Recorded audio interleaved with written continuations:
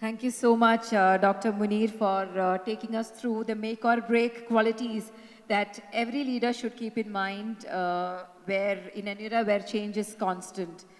So now let's listen to Ganesh V. Iyer, 1988 Chemical, the Managing Director, Executive Vice President and Global CIO of NEO Inc., a smart connected premium and autonomous electric vehicle manufacturing company based out of Shanghai, China and the USA. Being business savvy CIO and with an experience over 30 years in this market, he is recognized for achieving significant growth in historically challenged digital organizations in emerging and global markets. For nearly 5 years, Ganesh was vice president and CIO at Tesla Motors with Elon Musk. He couldn't be here, he couldn't make it here today, so let's listen to what he has to say. Over to the AV, please.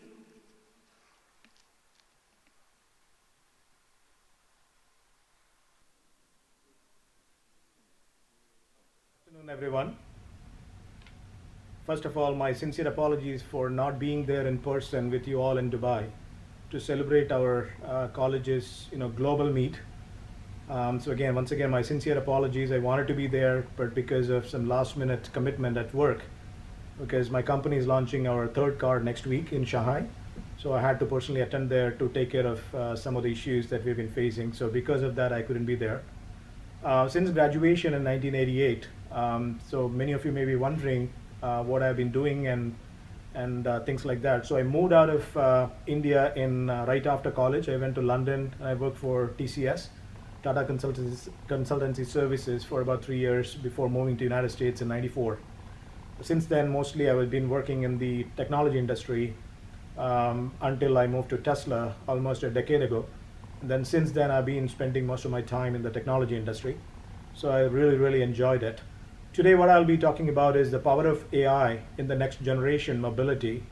So before I talk about this subject, I just want to show you my happy family. That's my beautiful wife, Geeta, and my two boys, Rahul and Vivek. Rahul just graduated from Carnegie Mellon, and I started working in New York. And younger one is Vivek. That's my family. So hi, everyone. So before I talk about our subject, as all of us know, almost all of the industries have gone through major disruption in the last 25, 30 years or so. So if you, for example, if you take compute industry as an example, so IBM's and digital, they started pioneering from 1940s all the way through 75. So the main computing environment and the paradigm was mainframes until Intel, Microsoft, and Cisco started disrupting that, and then since 95 onwards, or 75 onwards, the client server environment started evolving, and then it shifted gradually to the cloud infrastructure pioneered by, again, Google and Amazon. Even that is now shifting towards more cognitive. So the point is the computer industry has gone through major disruption in the last 25, 30 years or so. Same thing with mobile. In the 75 all the way through mid 2000s, it was at Motorola and Nokia, they conquered the world in the cell phone industry until Apple started coming up with this little thing called iPhone, right? They didn't come up with a new operating system and then called iOS and then asked Motorola's and Nokia's to put it in their appliance and call it as iPhone. Rather, Steve Jobs and the team at Apple, they created a new device with a clear purpose of easy access to the mobile internet. So that is what the main principle behind the iPhone. And then as you can see it, now it is shifting towards more context sensitive devices where Alexas, Cortanas, and Siris of the world. So the conversational AI becoming more prevalent in the mobile industry. And automotive industry is also now transforming in a big way into more digital mobility. Again, in the same way, like in the 1900s all the way through the 70s, it was mainly the mechanical and hydraulic systems driven internal combustion engine vehicles, again invented by Fords and General Motors of the world, until it shifted more towards electromechanical, which I call it as mechatronics. So then more of the electronics related feature sets started embedded within these internal combustion engine vehicle until the digital automobile industry started coming up from early 2000s. For example, the Tesla started coming up with this first connected car infrastructure. Now there are a lot of startups, and one of which I am part of, NEO. We are all moving, disrupting that industry into more digital era. So the thing that IoT, it used to be called the Internet of Things, has evolved into intelligence of things, and gradually that's becoming more and more conversational AI, right? Everything is now voice enabled, voice activated. So there are fundamental three truths about the voice and AI related um, paradigm. And number one, the digital assistants are going into pretty much everything, whether it's devices, appliances, or even into cars, right? We all used to having manual touch points and using our fingertips to enable the digital experience. No more. Right now, it is a voice has become the de facto interface for interacting and getting that unique customer experience that we all want and demand of every product, whether it's a device, appliance, or even the cars. So the support of digital assistants has become table stakes, right? All the CIOs and the technologists, it is a requirement now of the users that they support. The digital assistance has become the standard interface.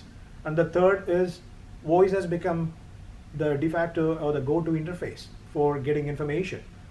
So what I meant by that is, in the next slide, if you look at it, the conversational AI has fundamentally shifted the consumer behavior, right? This is the data that I collected from a study that was done by CTA in August of 2018. So we are asking Google's and all the browsers conversational questions and voice-enabled questions that we are asking. Here's some examples that we are asking Google to do it. We are checking the weather through conversational AI. We want to call someone, we say, please call so and so person, and then the device automatically listen to you and then bring that person online. We are checking our personal calendar using conversational AI. So the point here is the voice has become the de facto interface for getting the information on our fingertips, right? As you can see it, the significant amount of the internet searches are using conversational AI, almost 63% in 2018, I bet. But now in 2019, end of 2019, percentage has grown up to about 80% or so, or even more.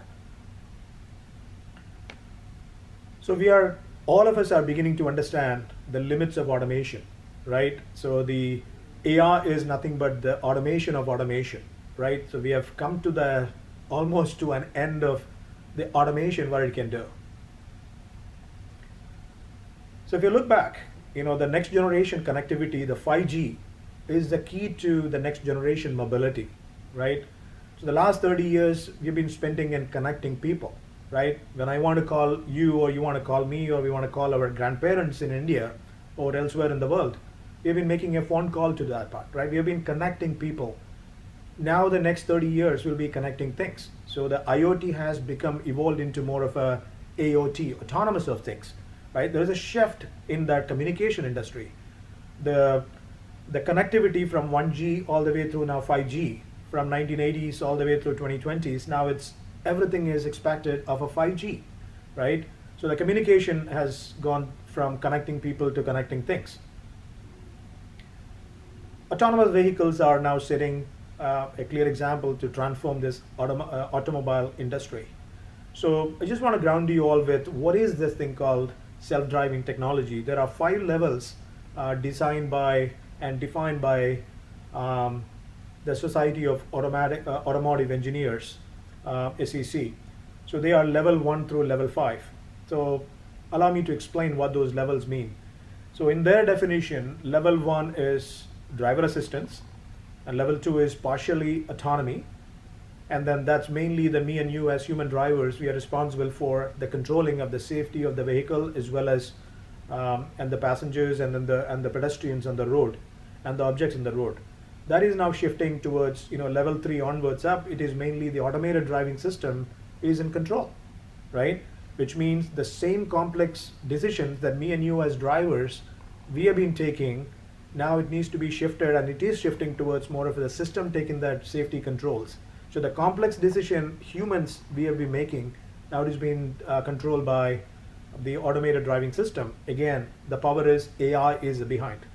So this is the technical definition, but in layman terms, if I were to explain what are these level 0 through level 5 in autonomy means, level 1, every car on planet Earth has it, which is cruise control or feet off.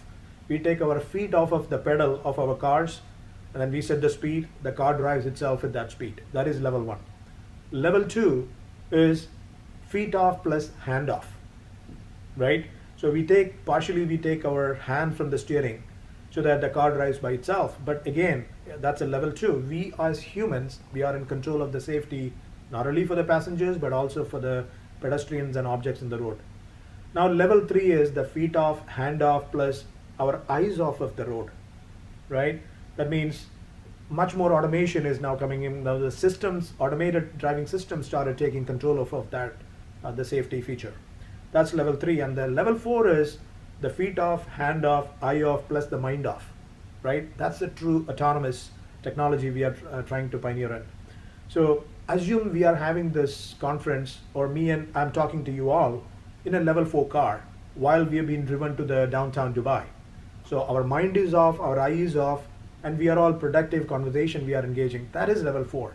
And level 5 is, it's utopia. There'll be a situation or a day where would you like steering column or steering wheel as an option? That is truly the level 5. So these are the 5 levels as designed by the Society of Automotive Engineers, or SEC, defined. And there is a myth. Is this a myth or is it real? As with any other technology, it takes time. The maturity of any technology, it takes time before the consumers like me and you start adopting it.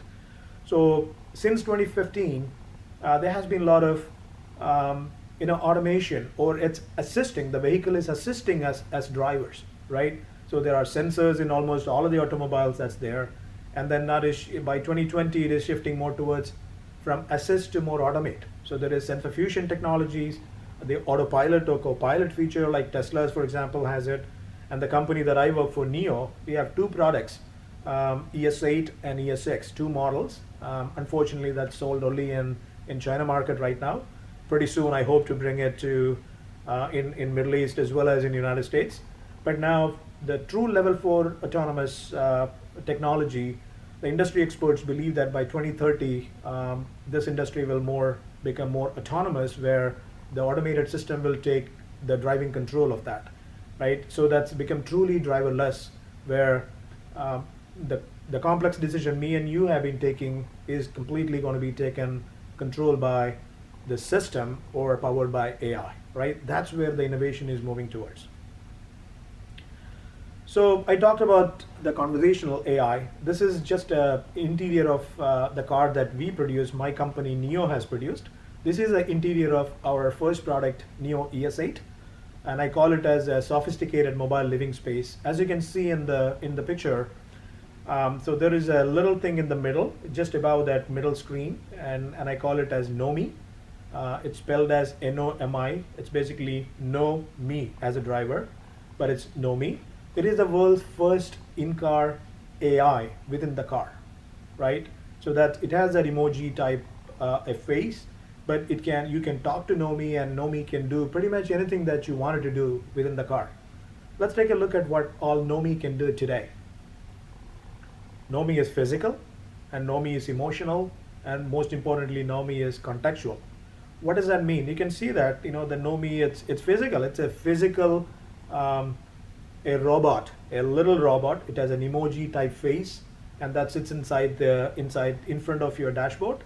And there are 2 types of Know Me we created. One is projected, like you can see that emoji thing, and then the bottom one is Know Me, which is, we call it as Know Me Lite, which doesn't have that little thing protruding in front of it, but it does the same purpose. So that is why I call it as Know Me is physical. It's a physical thing inside the car which you can interact with it. And Know Me is emotional. So once you get used to that Know Me knows you and your behavioral activities in the car. I call it as reinforcement learning. So it greets you. It can dance to music. If you are playing a beautiful Bollywood movie or Bollywood song inside your car, so Know Me can dance with you. So it's very interactive and emotional with you.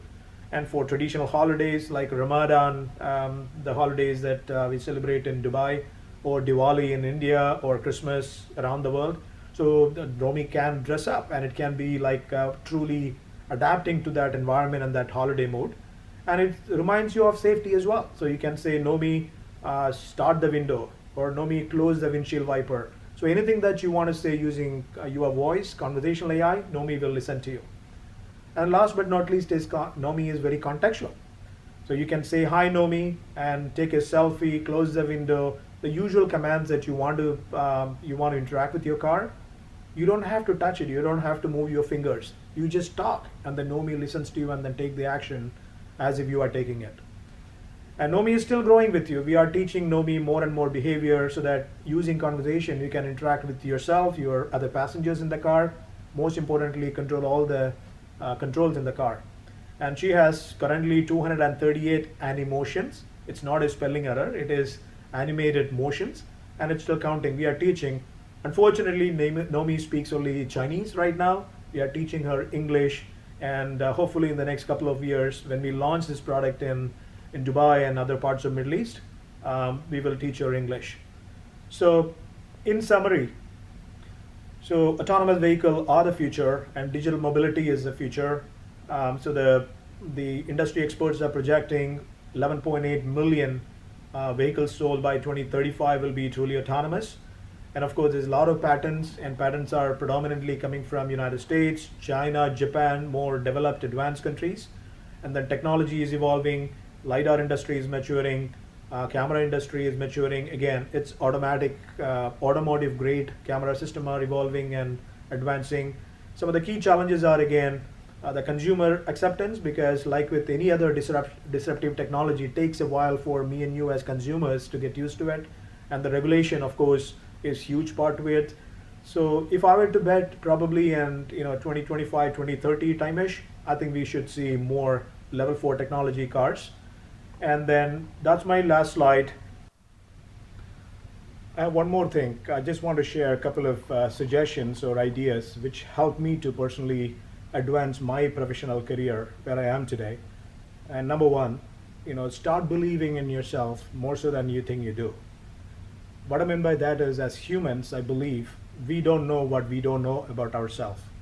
So for those who are our children and the young engineers out there in the room, if you're aspiring to become a leader or a successful businessman or a technologist in the world, you know what, put your hand in your heart and then say, you know what, I am the best in what I do. I'm the best engineer, or I'm the best accountant, or I'm the best cricket player. So the moment you think you are not, you have a doubts in about yourself, you already started failing. So let's not do that. So that's one thing I learned. Start believing in what you think. You are the best in what you do. Believe me, that'll get you places. And the second one is always try to be a winner. I'm going to win every time I try something new. I'm going to win this match. I'm going to, launch this product on time. Because if you focus on that spirit, you have it. The winners always focus on winning, and the losers always start looking at the winners. So you never look to your left or to your right, or you always aim a North Star and say, I'm the best in what I do. Believe me, you will be a winner. I know all of us are winner. Thank you.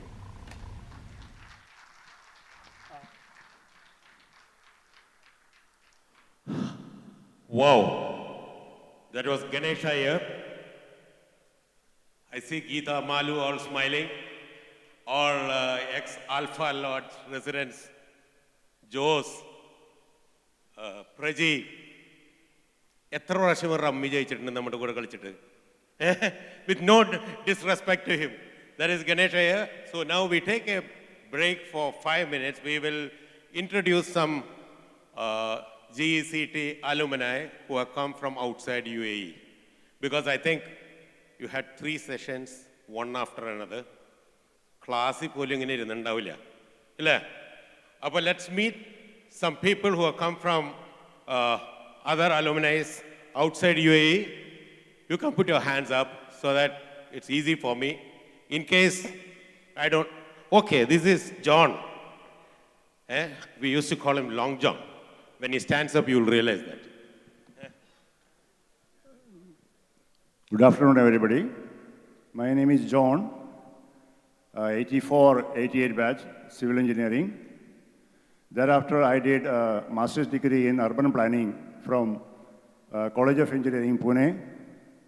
Thereafter, I was working with the government of Maharashtra in the urban development department from 92 to 2006. In 2006, I resigned, now working as a urban development consultant in Mumbai. That's all. Thank you. Thank you so much, John. Now, yeah. Okay. There's a lady here. You're going to see her on stage this evening, but please. Hi, my name is Raymol. I'm from 93 Civil batch. I've got all my friends here. I live in UK, working in a local government association. I moved from civil to computer science, now working in IT, working as an IT consultant. Thank you so much. Thank you for coming here. So she's going to be on stage today. There's a program. I mentioned Alpha lot because that's another one of the play which we are going to enact today. And you will get to see how the residents live there. Now I got to move to somebody else who has come from, Vincent, no, he is getting the stage for 20 minutes. How about Vinod Matai? Hello, I'm Vinod Matai, again 84-88 batch, Civil B.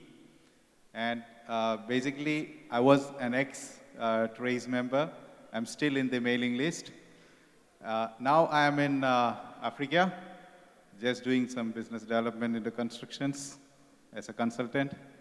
That's it. Basically, I'm based in Cochin. Thank you. Thank you, Vinod. Now we got to talk to Baletan. Baletan, founder member of Trace, now living in India. I first got to thank Baletan for having given us this platform, and we are able to make this happen today. Baleta, a few words. Thank you. ഞാൻ 1977 ബാച്ചാണ് electrical 1978 മെയ്യിൽ ഇവിടെ വന്നു degree certificate അതിന് ശേഷമാണ് കിട്ടിയത് പിന്നെ after 6 years went back to India, worked in ITI, Indian Telephone Industries, assistant executive engineer. Then I joined Airport Authority for 5 years as executive engineer Madras region. Then again came back to Oman, Muscat, 1992. 1994 again back to Dubai. Then 1995 we started Trace. First major meeting we had 75 members. Then it flourished, now maybe crossed 1,000 members.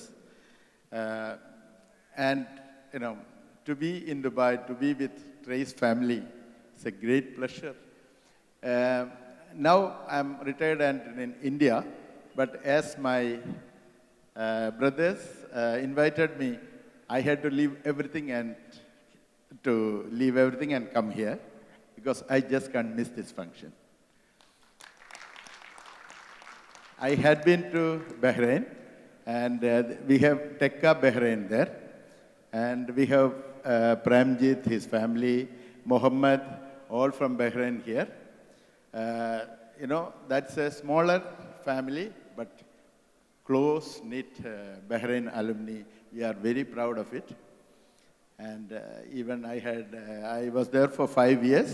After that, 2016, I left for India, retired, very happily residing in India, working as a member of Lions Club. I do a lot of social work. You know, interesting. Life is interesting. Unfortunately, I could not bring my family today, but very nice feeling. I'm back with my friends and family. Thank you very much. Thank you, Baletan. A few more, please. Yeah. Can you introduce yourself? എൻ്റെ പേര് AB എന്നാണ് Abraham George ഞാൻ കൊച്ചിയിൽ നിന്നാണ് എൻ്റെ വൈഫും also is a alumni of this college Liji she's missing 92 batch production ആയിരുന്നു I still run my business in Cochin totally different ഫീൽഡിലാണ് ഒരു ആർക്കിടെക്ചറൽ ഇൻറ്റീരിയർ ഡിസൈൻ കൺസൾട്ടൻസിയാണ് I have a partner who's an architect he does the design part of it and I do the whatever rest of it is. Liji also has moved out of I mean, she was running a manpower consultancy after engineering. She did a MBA and she was running a manpower consultancy. Now she's moved into a full-time passion. She's a yoga trainer, a yoga therapist. She's having her own studio there in Cochin itself. Thank you. Thank you so much. I know it's almost lunchtime. That's why people are walking on the other side. But you can be rest assured they're not going to get their meal. They got to sit through all these sessions. We got one more young engineer from Saudi Arabia. Hello everyone, my name is Shabir. I'm 2003 electrical pass out, and I've been in GCC last, I think 14 years.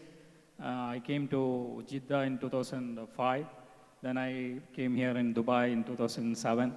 I was here around 2009, and then now, after that I gone back to Saudi. From 2009 to 2019 I'm here, and I'm in Riyadh. So I just came yesterday to meet you all, and I'm really enjoying the session. Thank you. Thank you. And one more person, Claudius Peter. Claudius was in Abu Dhabi for a long, long time. He is now in India. He is here only for this event.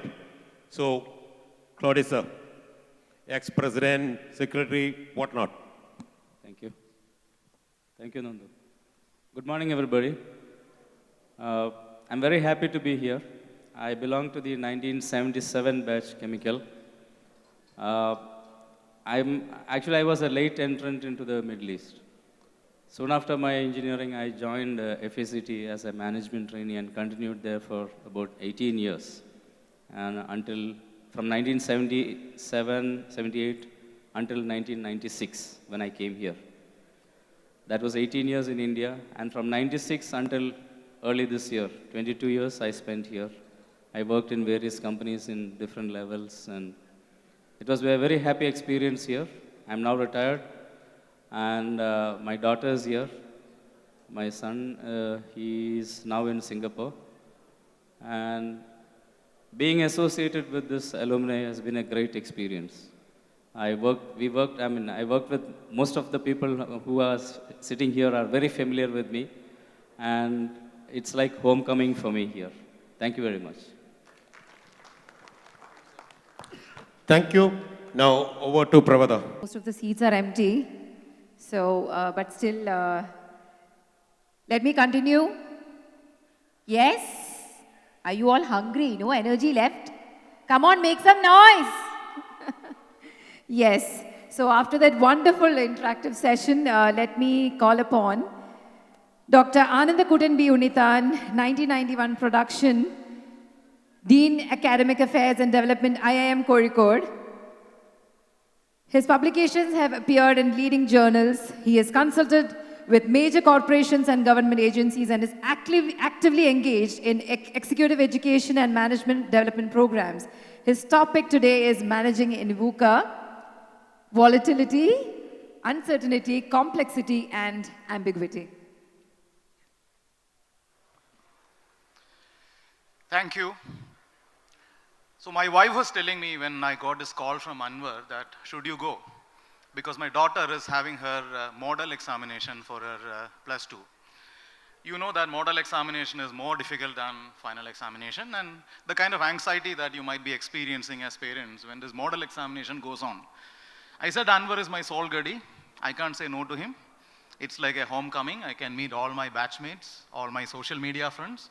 So I am here, not as a professor, because whenever I go back to any function organized by engineering college or the alumni, I feel like a teenager.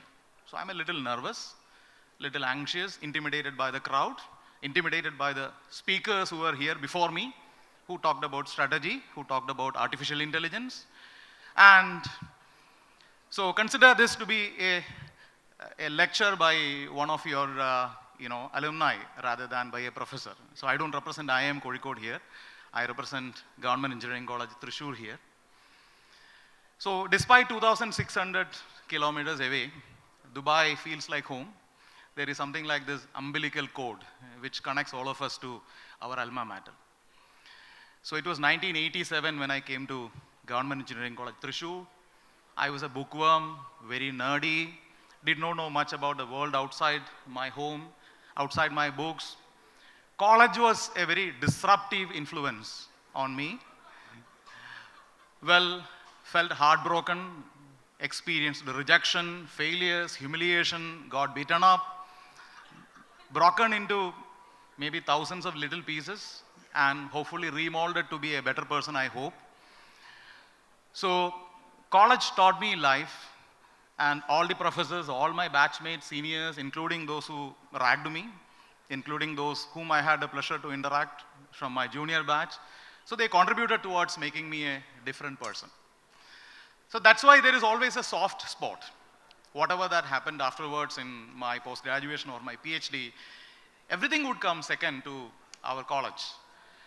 So thank you, Narendran, thank you, Anwar, thank you, Professor Krishna Kumar, representing Engineering College Thrissur for this opportunity. It is certainly an honor. So my topic is management in VUCA world. So already what is VUCA is explained. I don't want to go further into that. So I would like to address a few concerns which I have myself experienced in my 25 years of teaching career. So many of us go through this Times of India, right? So it's something like a broadsheet newspaper. So sometimes we wonder, why do we have newspapers printed the way it is? It is not a standard size, right? Usually we are familiar with A3, with A4, but broadsheets are rather very, very big. So like many other people, I also thought the particular size might be giving some economies of scale. There might be some technological reasons why these broadsheets are there, why it is printed there. But actually, is there a reason? Or is it simply a carry forward from maybe for the last so many hundreds of years when newspapers were popular? Is it better to print a smaller newspaper or is it better to print a larger newspaper? So the theory is that, well, there is no particular advantage. Actually, it is inefficient to have this broadsheet newspaper. It's better to have a tabloid size if you look at the efficiency of the paper use. The story is that a couple of 100 years back, there has been this very interesting tax regime in England where they started taxing for the number of pages. So to keep the number of pages short, possibly some of the enterprising newspapers, they thought, let us have a large sheet so that the number of pages are less, so they can escape the tax burden.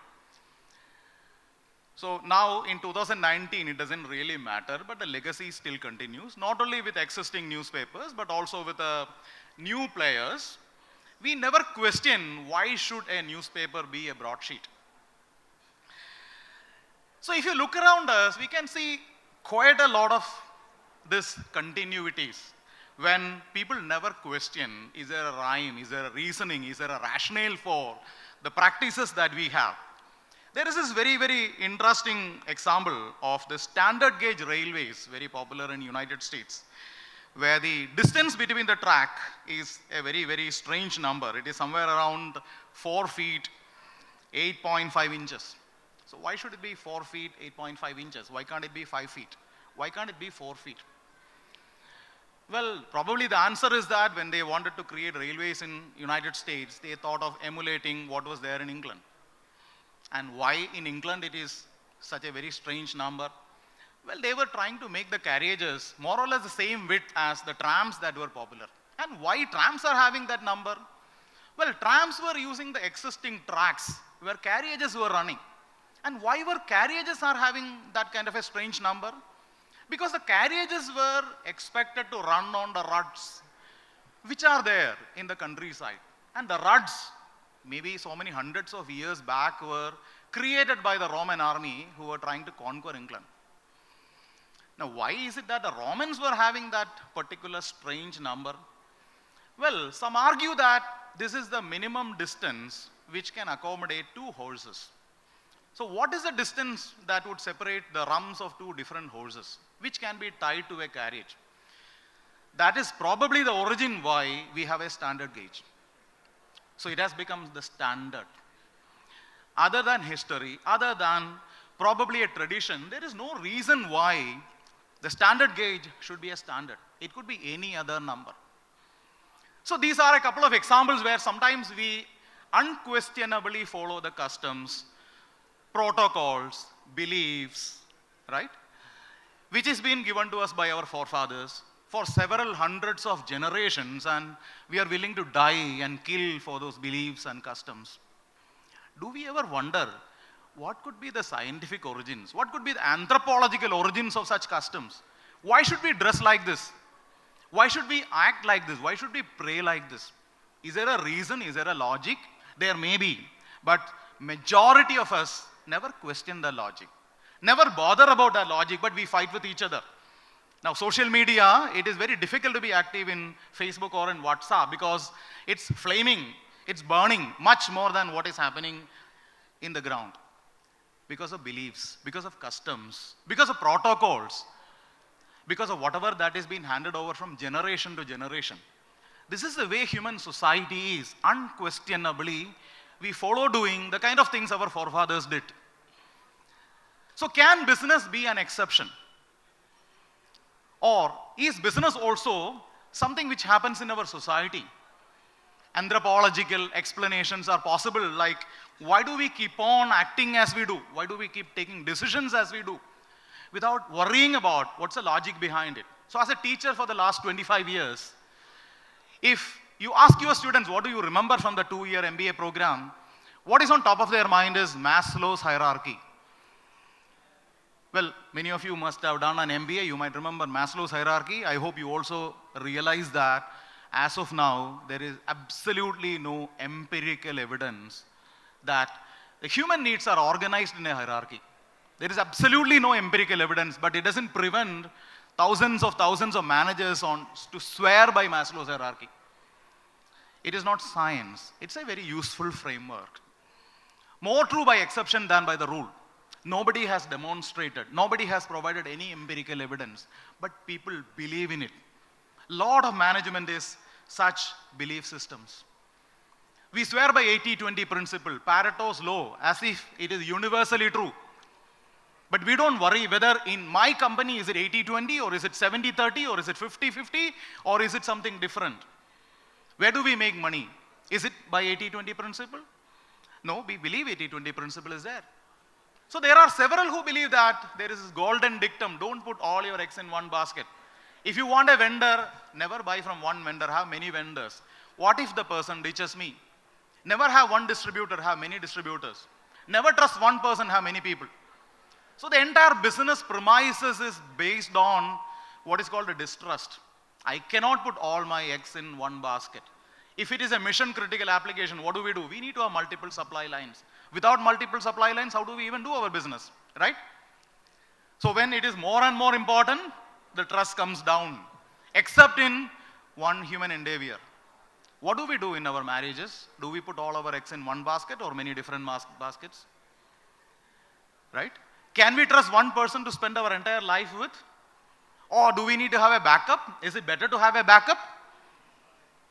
I think the majority here might be those who would trust one person with all your eggs rather than having many baskets, isn't it? Because we realize the trouble of managing one spouse itself is something that takes a lot of our time and our effort. It's for life.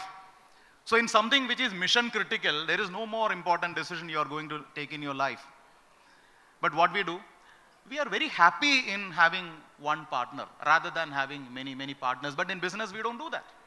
So I know there are several people who create this entire hierarchies and organizations based on this assumption that I cannot put all eggs in one basket.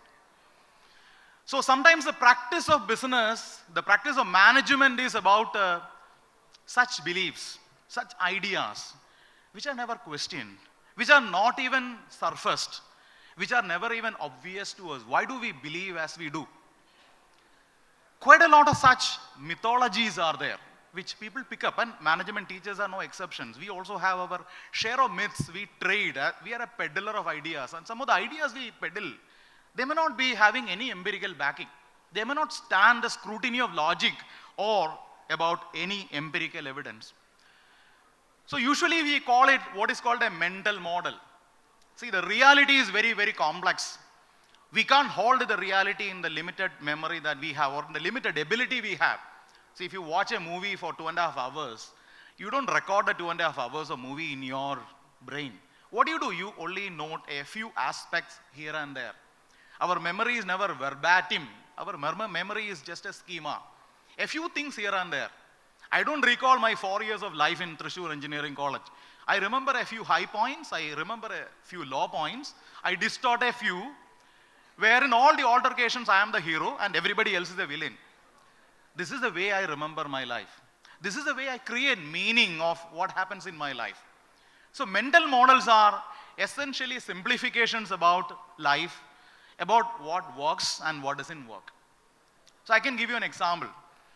So a few days back, I was in a supermarket where a young mother was accompanied by her little son, and they were going around, and the son saw a helicopter somewhere in the shelves, and this little son said, "Mama, I want that helicopter." So the mother was a little reluctant. Mother tried to convince this child, see, this helicopter is made in China, and we are not very good terms with China. So it is all foreign exchange going waste. Let's not buy the helicopter. But the child will not understand this logical arguments. The child started again insisting on it. So the mother said, "See, Mama, I don't have money. So maybe we'll go and have it some other time." So all of us have experience with the little children, right? So when they want something and when they are frustrated, what do? This child started throwing a tantrum. And they are very creative, imaginative in throwing tantrums, right? So some of them, they roll on the floor and start crying. Some of them would take objects on the shelf and throwing at each other. And this child, what the child did is that he started stripping the mother, held on to the sari and started pulling it down. Suddenly we find that everybody else is looking at it. Somebody is trying to take their camera and trying recording it. That's what we do, right? Whenever anything interesting happens, we want to take a snapshot. So imagine that you are in the position of the mother. What do? There is a lot of embarrassment. People are looking at you. There's a lot of noise around, right? So what do? Shall you be insistent and give a tight slap? And India, you can get away with it. In US, you might be in jail, right? This was in India. So what do? So most of us would think, let me yield. After all, it is 1,000 rupees. But what do I buy from this 1,000 rupees? I buy peace of mind. That's what I buy. This is what the mother also did. She bought peace of mind for 1,000 rupees. The boy learned one of the lessons which is going to last for a lifetime. What is that? If others don't listen to me, others don't yield to me, how do I make them yield? Throw a tantrum, right? Will the child repeat it again? Certainly, the second time, what happens? They become better. The practice makes things perfect. The second time, it is a bicycle. It could be a bike later, and if they survive the teenage craze with bike, it could be a laptop, right?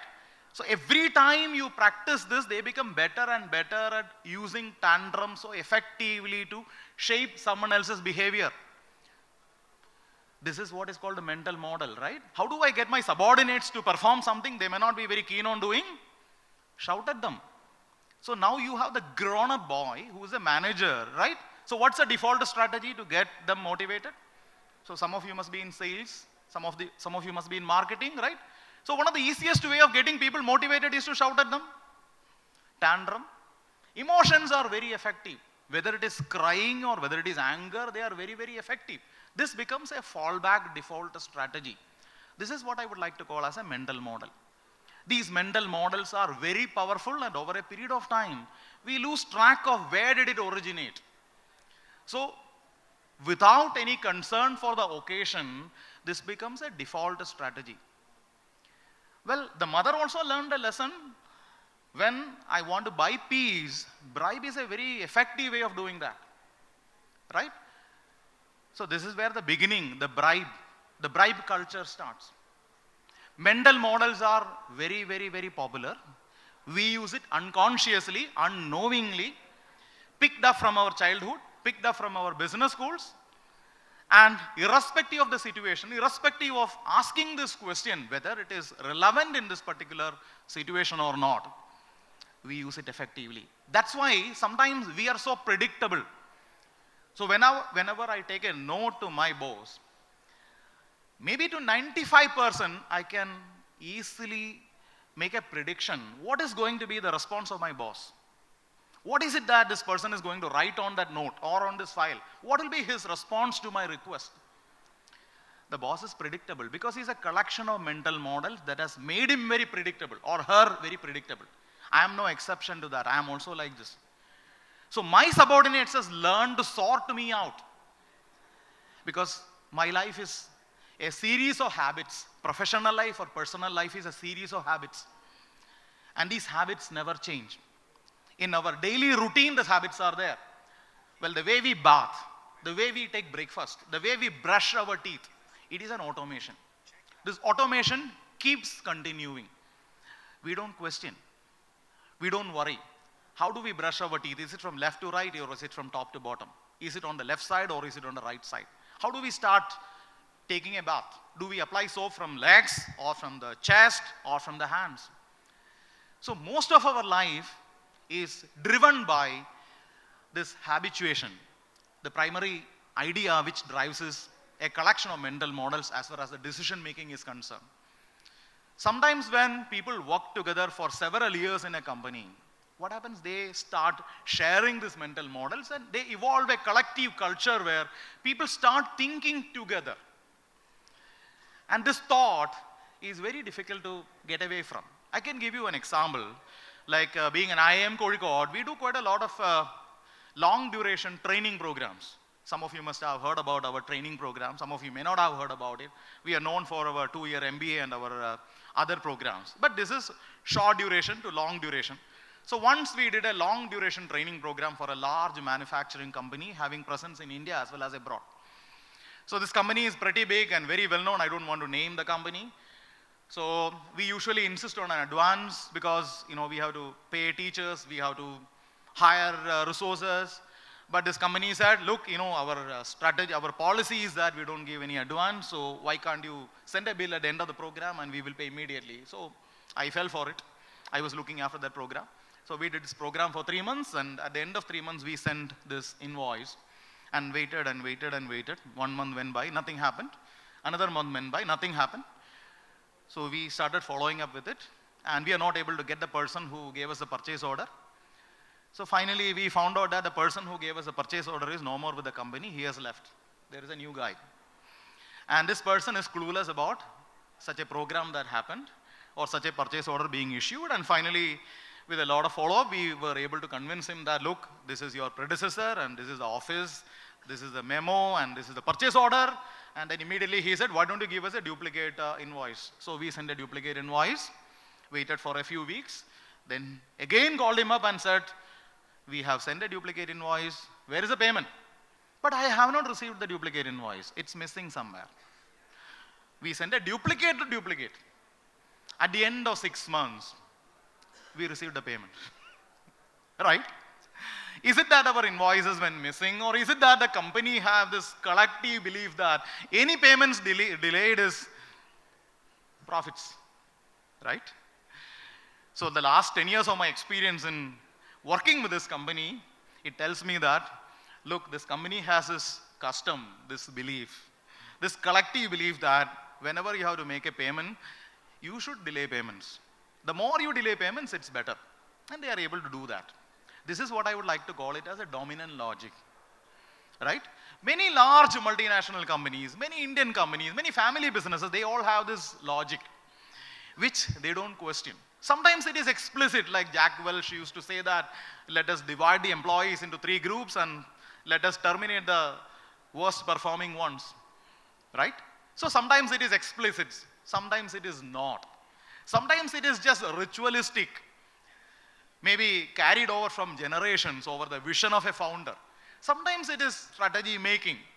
But the problem is that we never question these habits of thought and the resultant habits of action. Nobody is immune from it. Like I teach some of the brightest students anywhere in the world. So once, along with a colleague, I did a small experiment in conducting an examination. So usually, we have quizzes. Quizzes are 10 minutes, 15 minutes, 1 question, 5 choices, right? So there will be 1 right choice and 4 distractors will be there. So this time we thought, let us do an experiment. So we put in big bold letters, look, this quiz is different. You have a question and you have multiple choices. 1, 2, 3, 4, all of them could be correct. All of them could be wrong also. So you will get points only if you choose all the right answers. Right? Very clear. They are intelligent. They have done well throughout their life. So what do you expect? Well, they will follow instructions, right? An overwhelming majority of our students, what do? They read the first question, look at the answers. The second answer is the right answer. They will take it and move on to the third answer. Third question, and choose a correct answer, move on to the fourth. And that quiz became rather infamous, and we stopped its continuation because almost all of them failed. Why do they fail? Not because the questions were difficult, but they are so habituated to looking for a right answer. Right? So we call it convergent thinking, right? There is a right woman for me if I am a man. Right? There is a right career for my child. Right? For everything, there is a right answer. And how many right answers are there? There is only one right answer. There is one right God. There is one right belief system. There is one right way of living life. There is one right diet. Right? There is one right diet. And I am the follower of the right diet, and everybody else is not. If you ever have a chance to have a discussion with a vegan on your diet, I am sure you will understand my feelings about it. This is the convergent thinking. So I teach a course called design thinking. So design thinking is supposed to make them look at multiple possibilities, collaboratively, iteratively. So a couple of weeks back, I was engaging a group of audience. I gave them a very simple task of design a graphic t-shirt. Talk to your neighbor, try to understand that person, his psyche, his personality, his likes and dislikes, thoughts and feelings, and then design a graphic t-shirt. Graphic t-shirt would require an imagery, and it needs to have some text. So 15 minutes, they all came up with the design. So I was going through it. There was a small presentation. I was going through it, and I found out that invariably, every one of them came up with one design. Just one design. There was no two designs. There was only one design. So they asked, so what color do you like? What color do you like? What text do you want to have? What image do you want to have? And then they came up with the design. Right? What prevent them from coming with multiple designs, multiple prototypes? See, we assume that the customer knows what the customer wants and is willing to share things with us. But customer only knows what the customer is exposed to. I don't think any customer would have gone to Apple and said, look, I need a touch device. Right? This is imagination which is coming from multiple prototyping, multiple ideas. Somehow the problem that we have in management is that we are continuously looking at one right answer. It's very difficult to create multiple ideas, multiple options. The divergent thinking is missing. So without generating alternatives, any selection criteria, any sort of analysis would restrict your choices. So when in a VUCA world, when it is volatile, when it is uncertain, when it is ambiguous, when it is complex, well, the logic of the past, the belief systems of the past may not be enough. I teach a lot of subjects which I never learned. There was no internet when I was doing my MBA. There was no mobile phone when I started my career as a teaching. There was no digital marketing. There was no social media marketing. There were not many disruptors. So what is new is what is important. And what is new doesn't come from extending the past. There is no extrapolation that is possible. What is new has to come from finding imaginative solutions. And imagination is probably what is missing. And imagination comes with a willingness to experiment. So you can call it an agile approach, or you can call it what is called a lean approach towards startup. Or you can call it design thinking, where you look at iteratively surfacing your assumptions, creating multiple prototypes, looking at the possibilities rather than finding one right answer. The future is not linear. The future is never going to be an extension of the past. The whatever world that we were living in is not going to be the world our youngsters are going to inherit. It's going to be very, very different, and it requires completely new solutions. And the solutions can come from invoking what is called the imagination. And without imagination, we will all be tailors, bricklayers. Our ability to continue whatever that we have been doing without any change, without any progress. So disruption comes from imagination. Disruption doesn't come from extension. So it needs a change in us. So yesterday I found a person who's actually one of my students. He's wearing a t-shirt. It says, "Be the change you want to see in the world." Attributed to Mahatma Gandhi. I have not come across this statement in any of Mahatma Gandhi's writings, but it's attributed to Mahatma Gandhi. But what is important is it says, "Be the change you want to see in others." So I ask this person, is it that you want others to change? Why is it not, "Be the change I want to see in the world"? It is not I, it is always you. We all want others to change, right? Imaginativeness is about changing ourselves. Imaginativeness is about doing things which are new. So that when we are faced with uncertainty, when we are faced with boredom, when we are faced with a life when it is just more of the same, every day is just like another day, every day is more of the same, we have to reinvent ourselves. We have to find something new to do. Entrepreneurship is not what you do in our business. Entrepreneurship is what we do in our life. Sometimes I wonder, when is the last time we have done something new? When is the last time we have looked at an author we have not heard of? When is the last time we looked at a genre of movie or music which we haven't heard? When is the last time we have experimented with food we have never tasted? Right?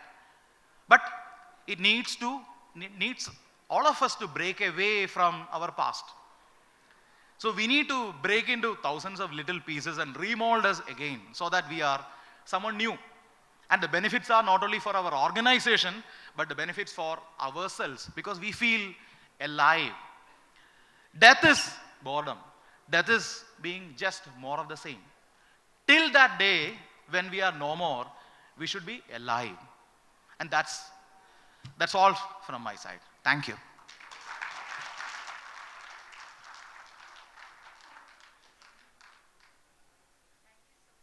Thank you so much for providing insights on how to reinvent ourselves in terms of today's fast-paced world for our own growth and for the business. Now, let me call upon Mr. Tom Joseph, 1989 Mechanical, to share his success story, Managing Director and partner of Multiline Group of Companies, a prominent and leading name in MEP, project works and facility management in the UAE, has manufacturing facilities in Kerala as well as in Dubai, established in 1996. He's here and he will be sharing his success story. Over to him.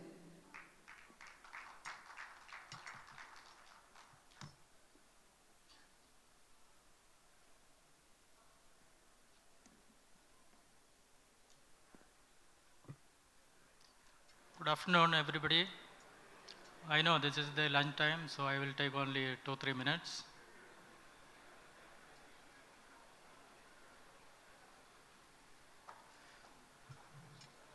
I am 85-89 batch mechanical engineering, and I completed my MBA in 2009 from IGNOU.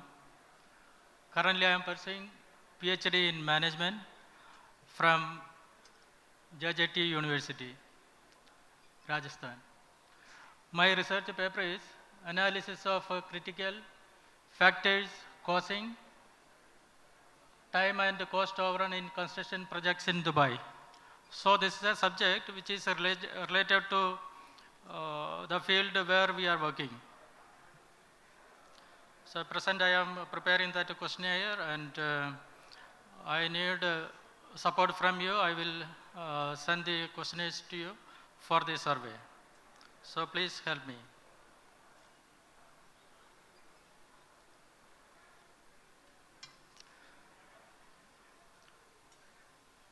The studiesന് ശേഷം 1990 I left to Bombay. എല്ലാവരും ചെയ്യുന്ന പോലെ തന്നെ കാരണം കേരളത്തിൽ job opportunities it was very less at that time. പിന്നെ ബാംഗ്ലൂരൊന്നും ഇന്നത്തെ പോലെ അത്രയും ഡെവലപ്പായിരുന്നില്ല. അപ്പോൾ അതിൻ്റെ പേരിൽ ബോംബെയിലേക്ക് പോകുക എന്നുള്ളൊരു ചോയ്സ് മാത്രമേ ഉണ്ടായിരുന്നുള്ളൂ. അങ്ങനെ ബോംബെയിലെത്തി ഒരു 3-4 വർഷത്തോളം ഒരു കമ്പനിയിൽ വർക്ക് ചെയ്തു. അതിനുശേഷം in 1993 I landed in Dubai. ഒരു ഇലക്ട്രോ മെക്കാനിക്കൽ കമ്പനിയിൽ ജോയിൻ ചെയ്തു. ഒരു 4 വർഷത്തിന് ശേഷം in 1998 we established our first company, Galaxy Technical Services. It was a facility management company. ഞാനും എൻ്റെ ഒരു partner mister Raju C Nair, he is still partner in all our business till now. ആ സമയത്ത് ഇതൊരു വളരെ ചെറിയ രീതിയിലാണ് ഞങ്ങൾ സ്റ്റാർട്ട് ചെയ്തത്, ഓൺലി ലെസ് ദാൻ 10 പീപ്പിൾ. പിന്നെ ഒരു ചെറിയൊരു ഓഫീസ്, ഒരു പിക്കപ്പ്, അങ്ങനെ വളരെ ചെറിയ രീതിയിൽ. കാരണം അന്നൊന്നും കൂടുതൽ ക്യാപിറ്റൽ ഇൻവെസ്റ്റ്മെൻറ്റ് ഉണ്ടായിരുന്നില്ല. At that time it was എന്താ പറയുക, ഒരു ഹാർഡ് വർക്കിംഗ് ടൈമായിരുന്നു. There is no rest. Early morning വീട്ടിൽ നിന്ന് ഇറങ്ങി കഴിഞ്ഞാൽ പിന്നെ തിരിച്ചു ചെല്ലുന്നത് late night.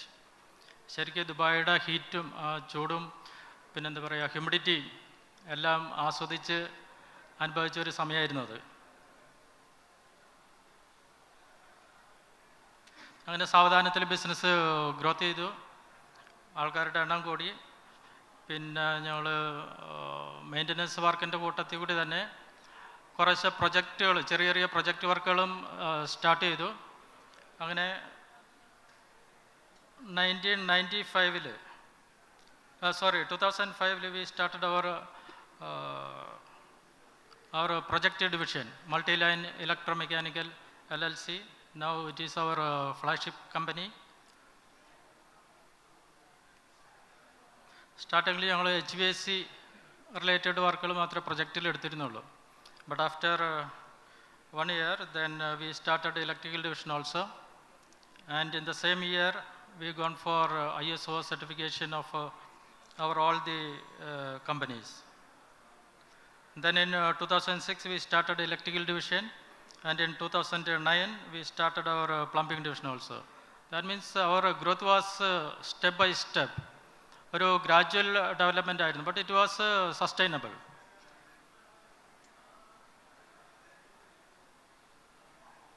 In 2010 we started our industry, Multi-Line Industries. We are fabricating this HVAC products, duct, VAV and VCD, all are related to HVAC.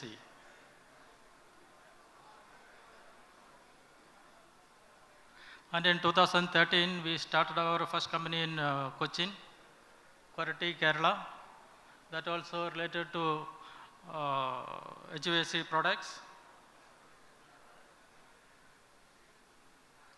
Then in 2015 we started our second company in Kerala, that is again in Korati, Kinfra Park. It is manufacturing of packaging materials, packaging products for Ayurvedic medicines and food products. That is PET bottles, PP bottles and HDPE. So in Kerala right now there is some restriction for plastic products, but fortunately we are not producing that product, so it will not affect us, we hope. Currently we have 250 plus manpower in our register, and in UAE, and 100 plus people are working with us in Kerala. And whenever required, we are associating with our subcontractors and labor supply people from market. And we are focused in especially the projects like hospitals and hotels, then residential buildings, then shopping malls, etc.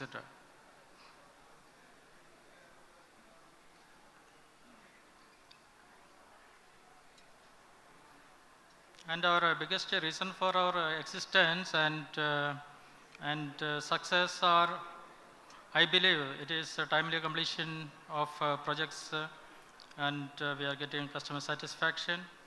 Then again, we are giving more importance to employee satisfaction. That means our people working with us, we are trying to keep them happy. So we are getting repeated orders and new orders as well. and these are some of the ongoing projects. The first one is Rotana 5-star hotel in Jeddah. We are undertaking HVAC electrical and plumbing works. So this is very challenging job because of limited time. We have 10 months time to complete this project, and by next month, the 15, it is completing handover time. And then other projects are Asiana Grand Hotel in Dera and DHA Clinic in Umulsuki. Then one Farmark School DIP.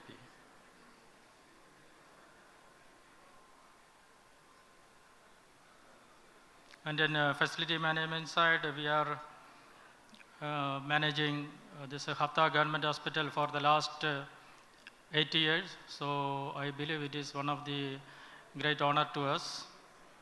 And then other projects are Jumeirah Plaza, then Asiana Hotel, that is the first hotel of Asiana in Dera. That's all. Thank you.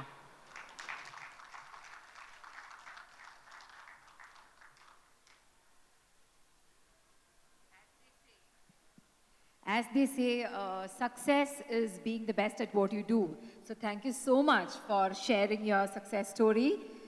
Now, let me call upon Mr. Vincent Xavier Palathingal, 1988 civil, technology entrepreneur, Asian American community leader, and a free market advocate. And he has run multiple small businesses in the US and was a winner of the Small Business Exporter of the Year Award in 2013. And let me also mention this. Through Amaram Technology, he has brought over 150 IT professionals and engineers from India using the H-1B program of the US government. Over to him. And his topic for today is the road to America. Thank you so much for the generous introduction. Actually, 150 alla. I have brought over 400 people from Kerala to, from India to US on H1 visas, but mostly from Kerala. Anyway, my name is Vincent Palathingal. It's very difficult to be the last person to talk when you are the only person standing between you and your lunch. So I will really appreciate if anybody outside this room, if you are interested to listen about this topic, Road to America, to get inside this hall here.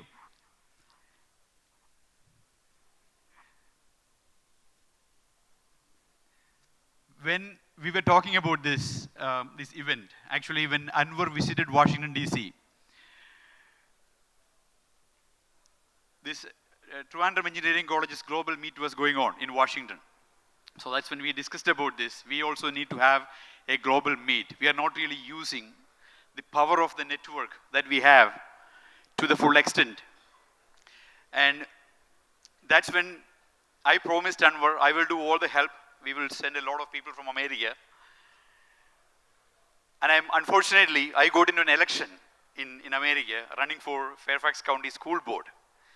So I was not able to help much, and I don't see many people from America, and I feel bad about it. We saw Ganesh, he was our batchmate, and Alpha Lodge mate. But other than that, I didn't see many people from US. So anyway, this is a wonderful venture, wonderful initiative that you guys are starting in Dubai. We will make sure that we do a better job to send more people from US next time, and to conduct one of these events in the US as a follow-up, a global meet. So when Malu was telling me about the subject, Road to America, the first thing that came to my mind was Dulquer Salman's movie, CIA. And you have seen it, it was pretty easy, Road to America, for him to cross over the border. Now, we are trying to make it a little bit difficult. We're putting some border walls and all that. And that is in the news all over the place. So I am seeing a lot of lack of interest these days, especially from students, to come to America for higher studies. Many are talking about going to Canada and Australia. America is not a preferred destination anymore for a lot of students, and which is not a very good thing. You know, we have a serious STEM deficit in America: science, technology, engineering, math deficit. And from 1995, from the mid-90s until now, Indian engineers were really helping the United States to overcome that difficulty. So if the engineers, the students, as well as people who are coming on work assignments, if they stop coming, we haven't fixed our STEM deficit. We still need a lot of STEM graduates. In the longer run, America is going to have a STEM problem.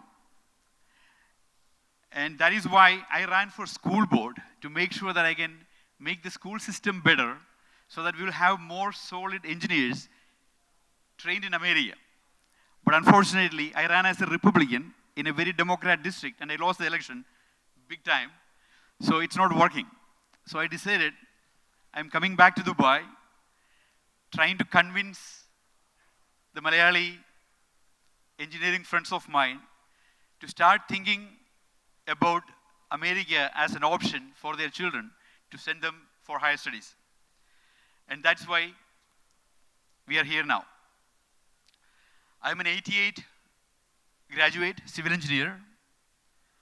I was working for KITCO, Kerala Industrial and Technical Consultancy Organization in Kochi for about 4 years, of which 1 year I went to Saudi Arabia in 1991. Then 92, I went to US for my master's degree in civil engineering. Graduated, then moved to Maryland, working for Maryland State Highway Administration for a couple of years. Then worked for Metro Washington Council of Governments in DC. Then switched my career to IT, because it was a big IT boom time that was going on in US. Money was better there. And started a business in 99, Amaram Technology Corp. And through that company, I have brought 400 plus Indian IT professionals from India to US. In 2011, I started a business, AMSCO, American Merchandise Supply Company. And with that company, I was traveling a lot to the Middle East. We were supplying a lot of materials to a lot of Middle Eastern companies. And that is when I noticed the power of the network. You show up at the door and tell people that I'm a graduate of Trichur Engineering College. Most of the time, the senior management itself, there will be people from Trichur. So you don't have to sell yourself too much. It was very easy. Unfortunately, there was oil crisis in Middle East. We were doing very well. I got an award and all that, made a lot of money. But 3 or 4 of our clients in the Middle East decided not to pay. And finally, I have to end up closing that company. So anyway, I have invested in a company called Accubits Technologies in Dubai. I mean, we have an operation in Technopark Trivandrum as well. We are into artificial intelligence, blockchain technologies. If any of you are into that area, we have one of the best artificial intelligence blockchain development facility in Technopark Trivandrum. Just doing a little bit of selling here. If anybody is interested in that area, please talk to me. And now, when I talk about opportunities in America, the road to America might have become a little bit difficult, but the flights to America, in my opinion, is pretty much the same. Actually, it has become better. There are 65,000 visas for H1 employees, 20,000 for US graduates. These numbers have not changed. And students coming for higher studies to US, their numbers from countries like Egypt, Pakistan have come down drastically. So it is actually a very good opportunity for students from India to go. I went there actually with a pregnant wife together with me. We managed our life pretty easily. And after that, I directed 6 of my nephews and nieces. All of them went to the same universities, University of Nevada, Reno. And we all got assistantships, and we didn't spend a penny from our pocket for our education. And especially for women engineers, my nieces, they all got campus placements in companies like Microsoft and Intel, because there is big shortage of women engineers. So always there is a lot of demand for women engineers in American companies. So they go out of their way to sponsor your visas and stuff like that. And talking about people who are already there, I have two boys. My elder one is going to be 27 soon. My younger one is 21. They both are into IT. So growing up, you know, ABCDs, American born, confused Deshis, it was very difficult for them to kind of consider Indian professionals and uncles and aunties with a lot of respect. But my son joined Amazon right after his degree from UVA.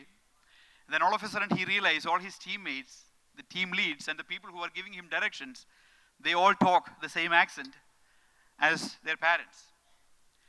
So it has been transformed into a situation where the engineers of Indian origin becoming the catalyst for bringing that respect to the Indian American professionals in the US in a big way. And now he's working for Google. Again, he's saying all his teammates, majority of them, they are from India. They came there for masters or Google brought them on H1 visas. So any news that you hear that America, the trip to America is difficult now as a student or as an H1, it is not true. And I am standing here selling this concept of America because we desperately need more engineers. We desperately need English-speaking engineers who come and who become huge successes, like you saw Ganesh Iyer. We were Alpha Lodge mates. He was actually my next door neighbor, Ganesh was. And talking about Ganesh, another name comes to my mind, Anthony Chittilapalli, again our batchmate, electrical. He has recently sold his company last year for close to $200 million. Again, I think that may be the biggest IT success story of a GECT graduate, right?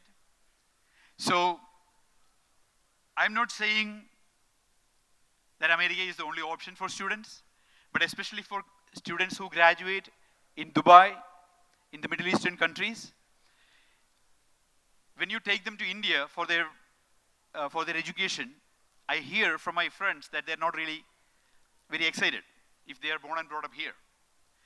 So America is a natural destination for them because there is not too much of a difference when they come to America.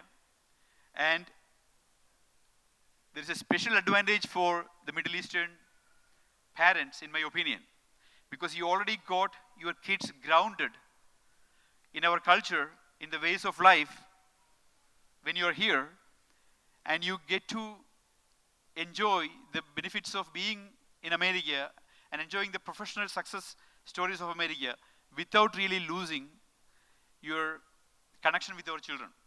See, I have two boys, we are very good, but they're still ABCDs, American born confused Deshis. So you guys, if you send your children for their degrees there, you're not going to have that problem. That's an added advantage for the Middle Eastern parents. I am running a think tank there, Indo-American Center. We do special coaching sessions in India for the US State Department, especially in the northeastern areas of India. It's an all-day classes. We go teach the students because the US State Department found out that the number of students who come from northeast area of India is much lesser compared to southern regions, Chennai Embassy, Mumbai Embassy, and Delhi Embassy. So they wanted to increase the number of students who come from the northeastern states. So we do programs there. So there is a lot of room for conducting such programs in the Middle East. So if somebody is interested, you can contact me and we can set up more sessions, like all-day sessions we do to help students.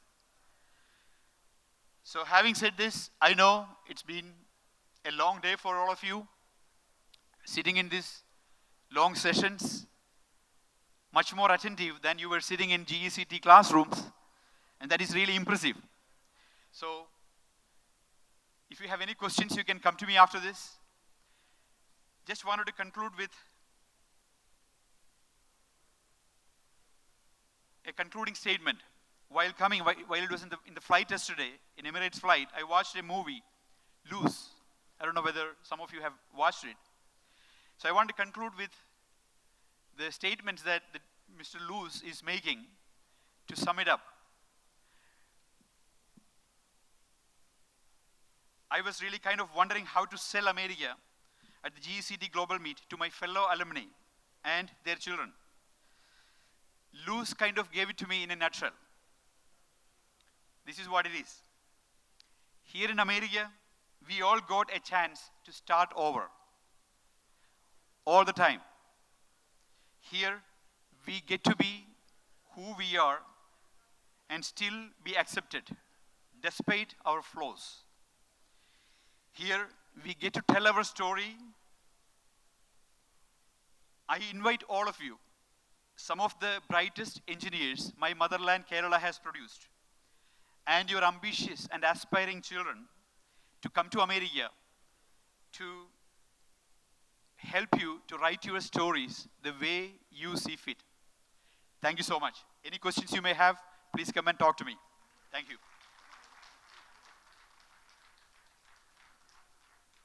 Thank you so much for showing us the road to America. Yeah, so now we have a 10-minute sponsored program, a talk by a GECT alumni, Mr. Hafiz, about his startup. So I request Mr. Hafiz to be here. To please come to the dais. Over to him. Good afternoon. Sorry to making you wait here. ഭക്ഷണം കഴിക്കാനുള്ള സമയമായി വയറ് കരിഞ്ഞ് മണം വന്നു തുടങ്ങി. I'll take only 5-10 minutes very fast. I'll run this presentation and I'll go. To introduce me, I'm Hafiz from 92 batch. പലർക്കും ഇതിനു മുമ്പ് അറിയാവുന്നത് ഹിപ്നോട്ടിസ്റ്റ് ആയിട്ടും ഹെൽത്ത് ആൻഡ് ഫിറ്റ്നസ് കോച്ചായിട്ടായിരിക്കും. So now I'm back to engineering. So this is a new startup. This was in my dream from 2004. എനിക്ക് ഒരു നല്ലൊരു പ്രൊമോട്ടറെ കിട്ടി. So I pitched him and I got the idea convinced to him. So let me go through it. So we are into disrupting the LPG commercial landscape. So LPG എന്ന് പറയുമ്പോൾ you know liquefied petroleum gas. So you have seen വീട്ടിൽ സിലിണ്ടേഴ്സൊക്കെ വെച്ചിട്ടായിരിക്കും നിങ്ങൾ കാണാം. ഇപ്പോൾ എല്ലാവർക്കും central gas systems ഒക്കെ ഉണ്ട്.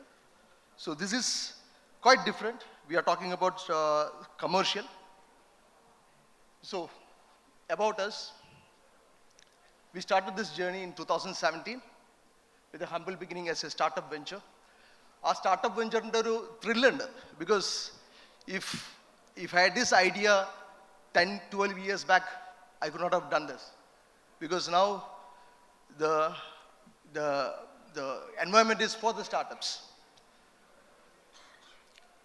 So our chairman is His Excellency Ahmed Daniel Matrushi, and I'm the CEO of the company. He's our representative of the promoter, Arif.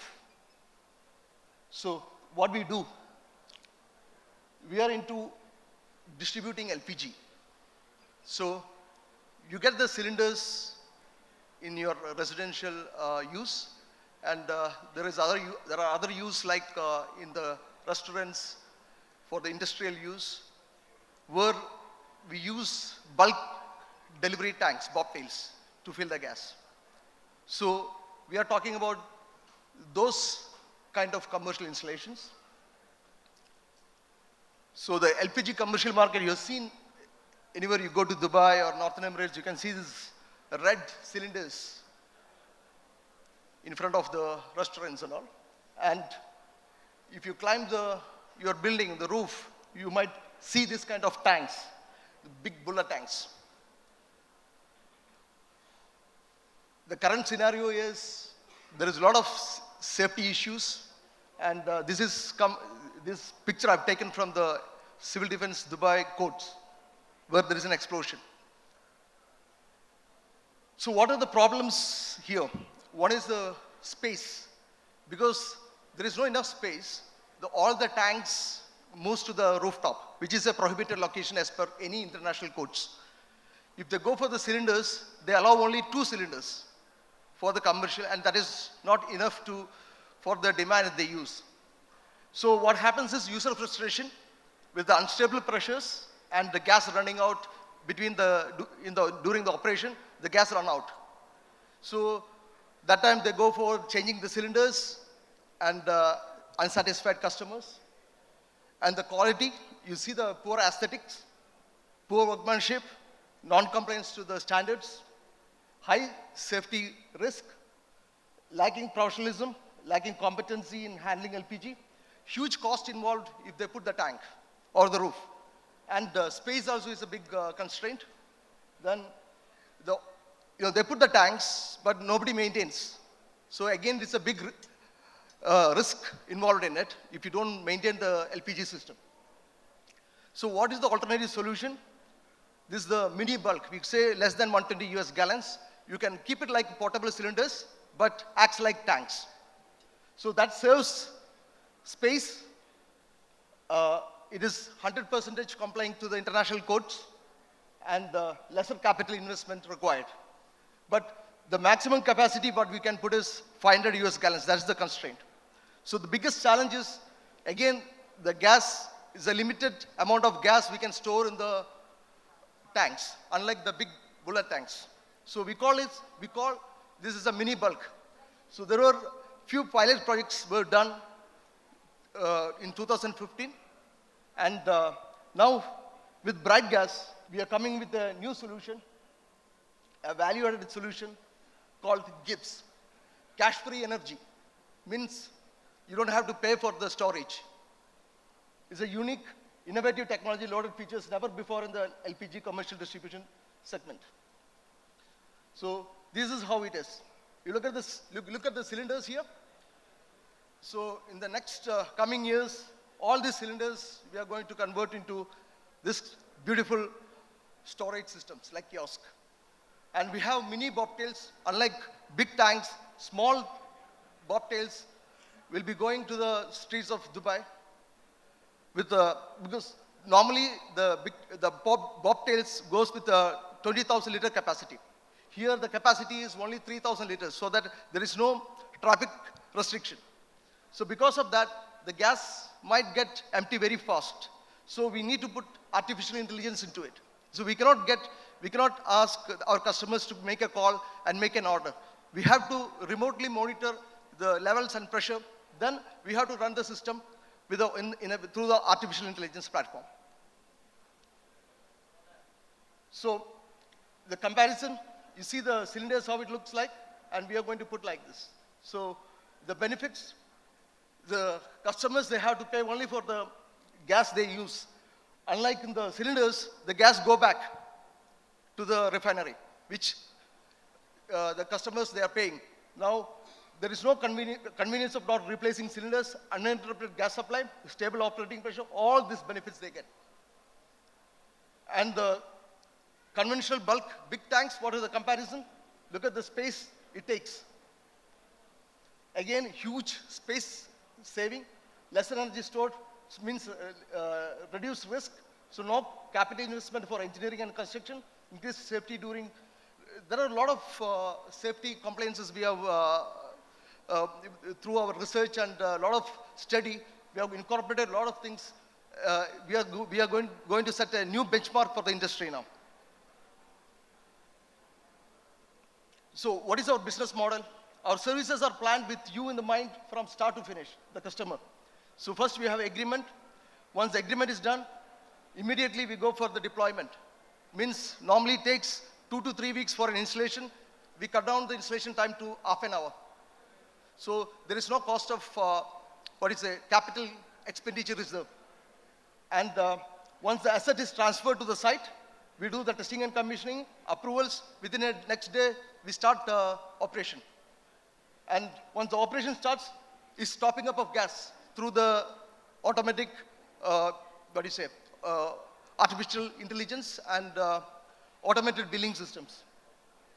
And our maintenance staff will take care of all the maintenance and other you know, 24/7 remote monitoring, and they will make sure the system is safe and operationally functional. So we offer the customers peace of mind. They have to focus only on their business while we take care of their LPG needs. The other benefits, the 100% compliance with the international codes, the project-based authority approvals, uninterrupted operation service, 24/7 remote monitoring and service report, no capital investment, no operational maintenance cost, 100% transparent billing. Means they don't have to pay anything in front. We just go and plug it and convert it. And we'll recover the cost from the selling the gas. So we'll monitor in our call centers with the full, you know, the first time somebody is monitoring all the pressures, line pressure, tank level, we can operate all the controls from our remote monitoring stations. So this is the first unique, sorry, I have problem with my mouth is running out of water. So unique, aesthetically beautiful, impact resistant is a 5 mm thick steel so that even the vehicle going it doesn't have any problems. Thank you.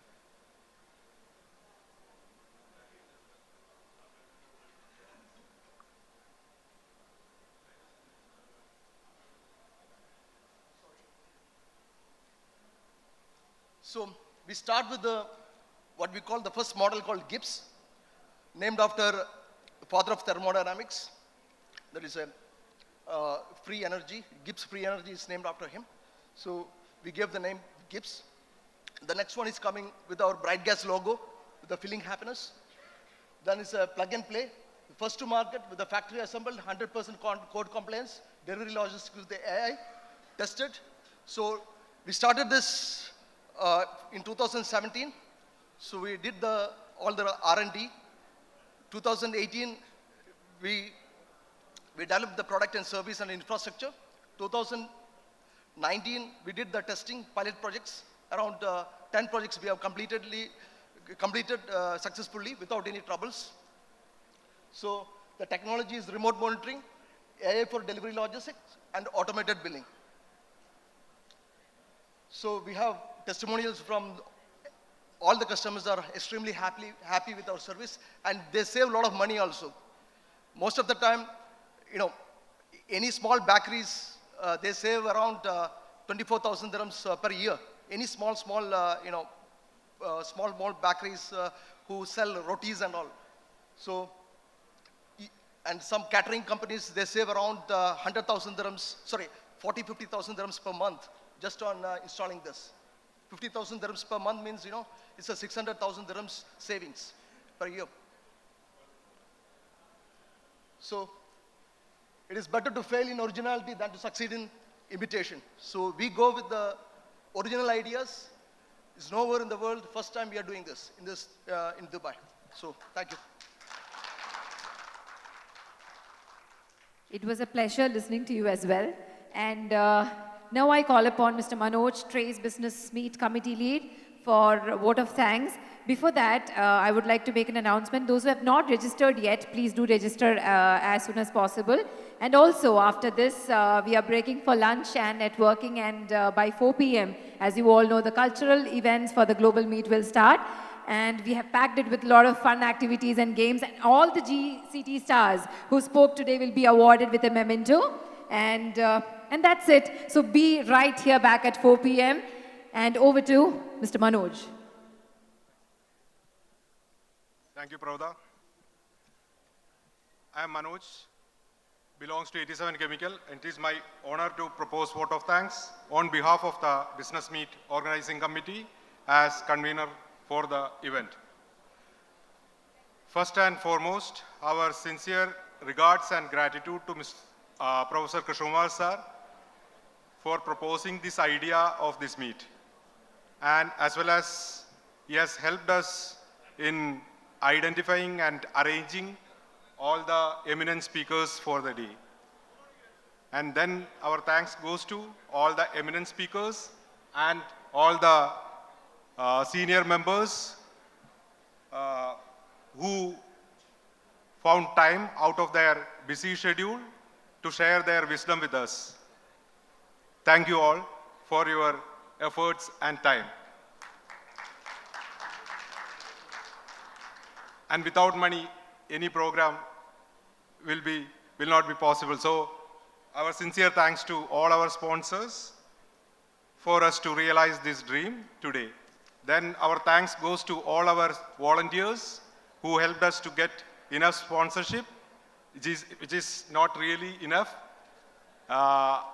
We still require support from your side, and also our publicity team, registration team, and thank you all guys. Last but not the least, all of you participants, especially who have come from all over the world, and senior members, found time to be present here today to grace this occasion, and thank you all. Let us have a lunch. Thank you.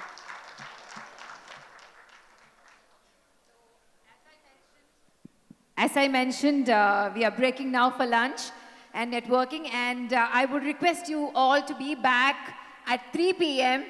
So that we can start the cultural events for the global meet. So see you all back here at 3 p.m.